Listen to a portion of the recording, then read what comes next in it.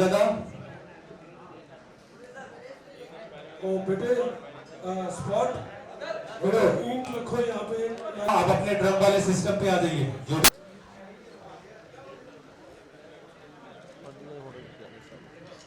Sir मैं ये बोल रहा था, जो भी प्रिंट मीडिया वाले लोग हैं उनको इस डील के लिए केवल 5-6 लोग चाहिए, डायरेक्टर, प्रोड्यूसर, सब मिल जाएगा। दादी।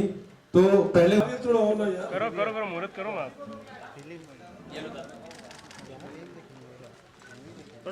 दीपक जी दादी जी के साथ आप आ जाओ। पंडित सर आप भी आ जाइए दादी माँ के साथ में। इनका नाम श्रीमती कृष्णा प्रभाकर है। ये फिल्म में एक बुजुर्ग औरत का रोल कर रहे हैं।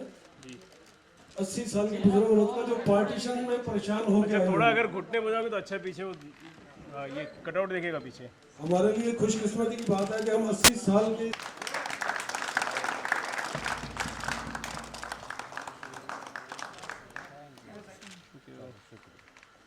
शुक्रिया। वंदे वंदे वंदे भारत माता की, सबकी अपनी माता की। दोस्तों मैं आपको, आप लोगों के सामने बहुत ही मुश्किल है, लेकिन ये डेयरिंग, ये जो टीम के जो प्रोड्यूसर है हमारे सुनील सर, डायरेक्टर है, और प्रोड्यूसर डॉक्टर संतोष जी है, उन्होंने बहुत बड़ा डेयरिंग दिखाया है। और एक बात और खोलना चाहूंगा आप लोगों के सामने कि जो हमारे पंडित नाथूराम गोडसे जी थे वो पत्रकार थे। तो पत्रकार के लिए एक बार जोरदार तालियां होनी चाहिए। पत्रकार के लिए फिल्म बन रही है, गांधी जी को जिन्होंने मारा था। शैलेंद्र, तो हम आपके मंच पे हम बुलाना चाहेंगे प्रोड्यूसर को, doctor Santosh Rai ji, please. प्रतिनिधियों का मैं हार्दिक अभिनंदन करता हूं। मैं डॉक्टर संतोष राय, क्योंकि मैं दिल्ली निवास है मेरा, पिछले 10 वर्षों से मेरा एक स्वप्न था कि मैं वीर हुतात्मा पंडित नथुराम गोडसे का जो सत्य है, जो कि बहुत कम लोगों को पता है, भारत की जनता के समक्ष लाया जाए। क्योंकि पंडित नथुराम गोडसे जी ने मोहनदास करमचंद गांधी जी का वध किया और न्यायपालिका ने उनको फांसी का दंड विधान द्वारा सुनाया, और 15 नवंबर 1949 को अंबाला जेल में उनको फांसी हुई। लोग पंडित नथुराम गोडसे जी को गांधी जी का हत्यारा कह के संबोधित करते हैं। ये बात सत्य है, उसको हम स्वीकारते हैं। लेकिन पंडित नथुराम गोडसे का दूसरा चरित्र क्या था? वह चरित्र फिल्म गोडसे के माध्यम से आपके समक्ष आएगा। पंडित नथुराम गोडसे गांधी जी का हत्यारा वो एक दूसरा पक्ष है। इसके अलावा एक वो पक्ष, एक क्रांतिकारी, लेखक, निर्भीक पत्रकार भी था। ये सब फिल्म गोडसे के माध्यम से आपके सामने आएगा। पंडित नथुराम गोडसे पुणे में एक अखबार चलाते थे जिसका नाम था दैनिक हिंदू राष्ट्र और अग्रणी। ये पत्रिकाएं पंडित नथुराम गोडसे की पत्रिकाएं थी। आखिर क्या कारण है पंडित नथुराम गोडसे जी को गांधी जी का 30 जनवरी 1948 को दिल्ली में वध करना पड़ा? वो कारण पंडित नथुराम गोडसे जी ने स्वतः माननीय न्यायमूर्ति अच्युतराम को कहा था, मान्यवर न्यायाधीश, यदि देशभक्ति करना पाप है तो मैंने पाप किया है, यदि देशभक्ति करना पुण्य है तो मेरा उस पुण्य पर मेरा प्रथम नंबर अधिकार है। ऐसे थे वीर हुतात्मा पंडित नथुराम गोडसे जी। गांधी जी को मारने के 150 कारण न्यायमूर्ति अच्युतराम जी को नथुराम जी ने अदालत को बताया कि मैंने इसलिए मारा। यदि नथुराम चाहते तो वहां से भाग सकते थे, अपने आप को बचा सकते थे।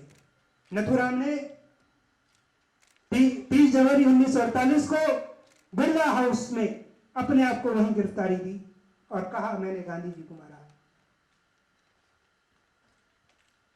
जिस दिन नथुराम गोडसे ने खचाखच बड़े न्यायालय में अंतिम बयान दिया, तो उस समय की तत्कालीन नेहरू सरकार ने पत्रकार जो पेन से लिख रहे थे, प्रेस स्टेटमेंट तैयार कर रहे थे, कैमरे तोड़े गए, पुलिस ने डंडे से मार मार के भगाया। वह दृश्य भी इस फिल्म के माध्यम से मैं दे रहा हूं, कैसे पत्रकारों को उस समय की सरकार ने मारा, पीटा, जेल में ठूस दिया और मीडिया जो जनतंत्र का एक स्तंभ होता है, कैसे उसको दबाया गया। पत्रकार उस समय डरा होता था, किसी की भी हिम्मत नहीं होती थी कि सरकार के खिलाफ लिख सके। ये सब चीजें आपको इस फिल्म के माध्यम से मिलेगा। किसी मीडिया को कोई प्रश्न पूछना हो इस फिल्म के बारे में, निर्भीक होकर पूछ सकता है, और मैं ये आपके उत्तर में निर्भीक होकर ईमानदारी से दूंगा। कोई प्रश्न है किसी का? बाइट करेंगे प्लीज दादी माँ को आगे बैठा दीजिए। तब तक सेटिंग हो रहा है। जब फूल बनकर मुस्कुराना जिंदगी है, मुस्कुराकर गम बनाना जिंदगी है। कर मुस्कुराए तो क्या मुस्कुराए, हार कर मुस्कुराना जिंदगी है।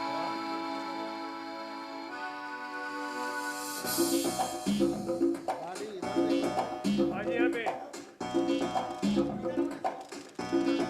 मेरे पीछे नहीं है।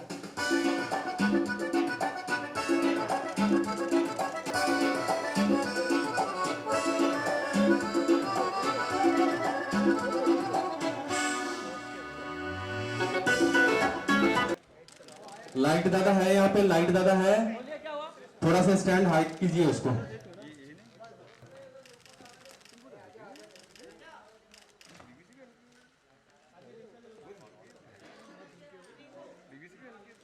Hello hello. हम प्रणाम करते हैं उन सभी महान शहीदों को जिनकी वजह से आज हम आजादी की फिजा में घूम रहे हैं।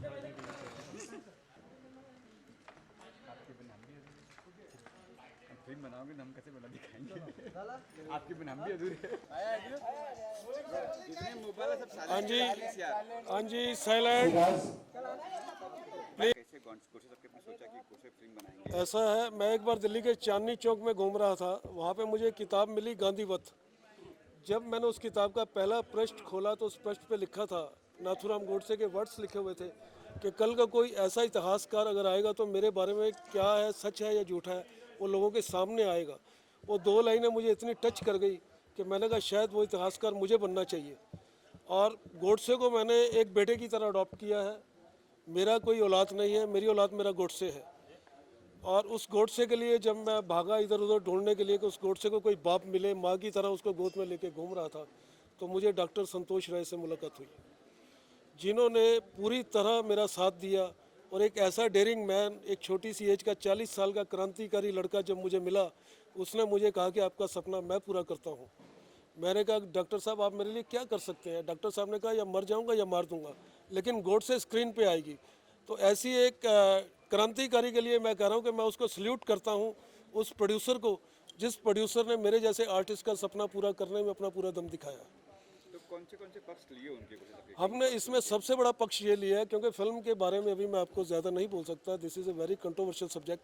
सिर्फ आप इतना समझ लीजिए कि व्हाट वाज द रीज़न जो गांधी को मारा गया, वो रीज़न क्या था जिससे अभी तक हमारी पूरी आवाम अनभिज्ञ है, हमारी पूरी जनता को मालूम नहीं कि गांधी को मारा क्यों गया था। हत्या वो होती है जब किसी एक पर्सनल बंदे के साथ उसका वैर विरोध हो। वध वो होता है जो किसी कौम के लिए किया जाए। नाथूराम जी ने वो वध हिंदुओं को सशक्त बनाने के लिए किया। और आज हमें इस चीज़ का अफसोस है कि हम हिंदू आज बिखरे हुए हैं, और मैं चाहता हूं कि गोडसे के माध्यम से हम सब फिर एक बार होकर एक हिंदू राष्ट्र का नया निर्माण करें। नहीं, जैसे कि आप लोग कह रहे हो कि कंट्रोवर्सी सब्जेक्ट है ये, लगता नहीं कि फिल्म रिलीज होने के बाद या रिलीज होने के पहले कंट्रोवर्सी हो जाएगी? देखो ऐसा है, ये दादा लोकतांत्रिक देश है, हर आदमी को अपनी आवाज़ बुलंद करने का हक है। और हम प्रेस के माध्यम से, आप लोगों के माध्यम से हमने ये बीड़ा उठाया है कि हमारी जो प्रेस है वो हमारे साथ रहेगी। अच्छा या बुरा जो है वो हम आगे देखेंगे चल के, लेकिन हमने जो स्केच बनाया है फिल्म का, हम उसी स्केच पे काम करेंगे। This is a biography of Pandit Nathuram Godse. उनकी एक जीवन यात्रा है, एक ऐसे क्रांतिकारी की जीवन यात्रा जिसने मैरिज नहीं की, उसने शादी जो है अपने राष्ट्र से की थी। और ऐसा, हाँ जी प्लीज़। क्यों प्रोड्यूसर अपनी इस सब्जेक्ट पे हाथ डाला कि गोडसे की बात है? मैं आपको बता दूं, पंडित नाथूराम गोडसे जी, मैं जब मेडिकल का छात्र था तभी मैंने उनके बारे में पढ़ा था। चूँकि मैं आज हिंदू महासभा से भी जुड़ा हूँ, हिंदू महासभा के कई पदों पे रहा हूँ। अब तक आरोप भी रखते रहे कि पंडित नाथूराम गोडसे हिंदू महासभा के कार्यकर्ता थे, और उसको मैं स्वीकार भी करता हूँ। प्रत्येक हिंदू महासभाई के लिए नाथूराम गोडसे एक आदर्श है, आदर्श था और रहेगा। नाथूराम गोडसे फिल्म एक हिंदू महासभा ही बना सकता है, और ये फिल्म प्रोड्यूस करने पर मुझे गर्व है और ये मेरे गौरव का प्रतीक है। चूँकि गोडसे जी ने हत्या की, उसको उनका दंड मिल गया, लेकिन गोडसे जी का जो सत्य है वो आपके समक्ष आ रहा है। इस देश के विभाजन का क्या कारण था, वो सत्य भी आपके सामने आने वाला है। विभाजन के पश्चात जो हिंदुओं का जान माल का नुकसान हुआ, उनकी हत्या हुई, बलात्कार हुए, वे सब आपके समक्ष रखे जाएंगे। गांधी जी और नेहरू ने इस राष्ट्र का सांप्रदायिक विभाजन किया, पंडित नथुराम गोडसे व हिंदू महासभा ने इसका पुरजोर विरोध किया।